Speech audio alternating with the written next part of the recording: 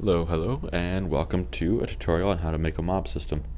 So this particular one, typically it's pretty tall, usually 128 blocks above the ground, or above wherever you normally spend your time. It's good to have it partially underground, so say you have this level of the ground, and this underground. This here is 23 blocks, so that's enough to kill all mobs, and just the zombies, skeletons, and creepers. It does not work with Enderman or spiders, and I prevent them from spawning in there. So first thing you need to do is lay out this square. So that's 1, 2, 3, 4, 5, 6, 7, 8, 9 by 4. So I believe that's 8 blocks from the center to the edge. 1, 2, 3, 4, 5, 6, 7, 8. So you need that layer out, and that acts as the ground. And you can make this out of any material that you want. I'd use a spawnable material.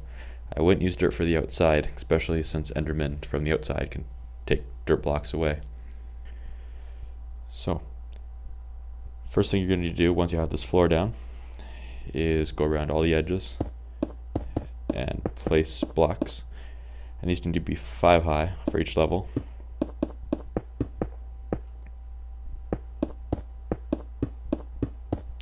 And I'm going to go all the way around, and I'll be back with you once I've got that done. Okay, so I've got the outer wall built, and as you can see, I've left out a few spots in each corner, and that's because there's going to be water going in those corners. It'll push the mobs off to here, and the measurements I've given you are pretty important, because if you overdo it, the water will overflow over the hole and make a mess, and putting signs in there to hold water up gets a little messy. Otherwise, there's one more thing here that needs to be done, and this you can cover up by making the whole thing a little wider, well, an outer skin to it wider. So what you need to do is have a block out like so. You don't need that one, so this one is what's covering the water, so that would hold the water in once this is all done. On mine, which I have on my LP, I've got a second block here, and on top of there I have a torch just to keep them mobs from spawning outside. You still need to make sure it stays perfectly dark on the inside, so the mobs will spawn, and this will work a whole lot better if all your dark areas, or all the caves around this thing within 128 times 2 blocks are all lit up. So 128 times 2 blocks away. So I'm going to put these edges in the rest of the way around, and then I'll be back with you. So once you have these little blocks in to keep the water in there, you can go ahead and start creating the spawning pads. I'd save the water for last, and I'll get to that in just a minute. So the spawning pads are 3 by 3 and 2 tall. And on top of each one, what you need to do is in the center, put a half slab. Doesn't matter what kind of half slab it is, and it doesn't matter if these pads in here are dirt. Won't be any Enderman in here to carry them away. So half slab on top of each one, so spiders won't spawn on them. Otherwise, they'll just get in the way and block up that hole. You can do that all the way through here, and I'll be back to show you what it looks like once I've got this done. So here it is with each of the pads in there. So you've got 8, 12. Yeah, 12 pads. So what you need to do now is put water in each of these little slots we have cut out for it. And I would recommend for this, especially once your tower starts getting higher up, you create an infinite spring next to the side of the tower. One that in survival mode you could, assuming you're playing in survival mode, you could jump down to without dying. And the ladders, I have ladders going up the side of mine from each platform so I can get to the top. And I built mine originally in version 1.2.5, and right now in 1.3.1 it works just fine. And in case you're wondering also, I haven't had any problems with squid spawning in here. So the next step is to add the roof, and this is to make sure it's all dark. So the roof is pretty straightforward. Just basically block it all in.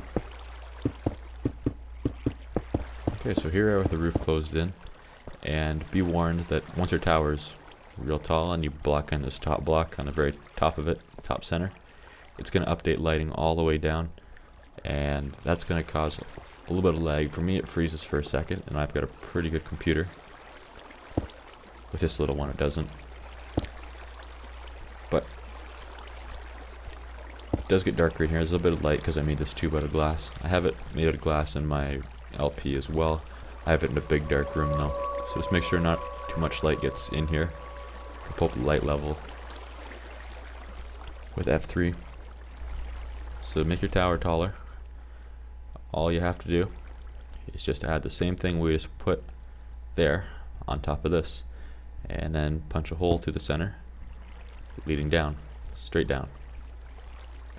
And the reason for these pads being 2 tall instead of 1 tall, you can make them 1 tall if you want, but then mobs have the ability to jump out of the water and back onto the pads and potentially save themselves. So 2 tall uses more space.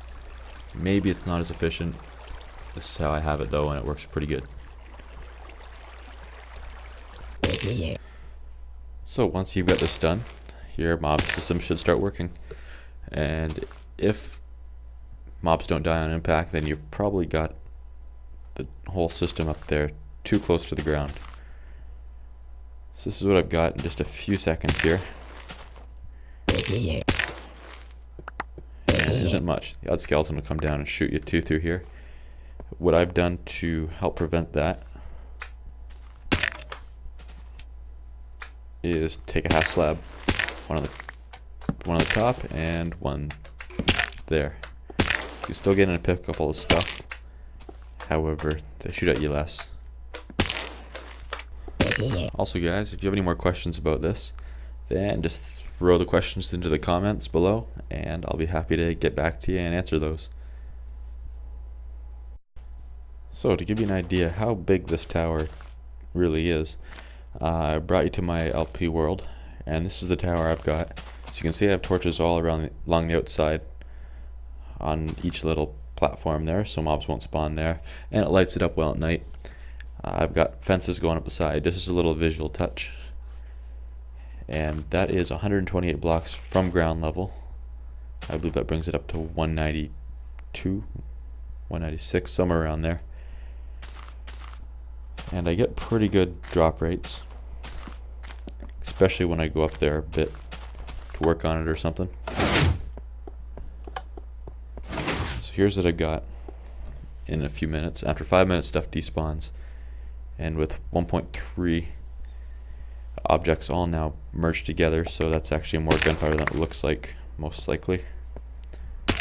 So objects do disappear quicker in 1.3 if you look at it logically. When they merge together, the second item that merged with the first still has the timer that the first one did. So yeah, that's about it. And thanks for watching, guys. I'll see you next time.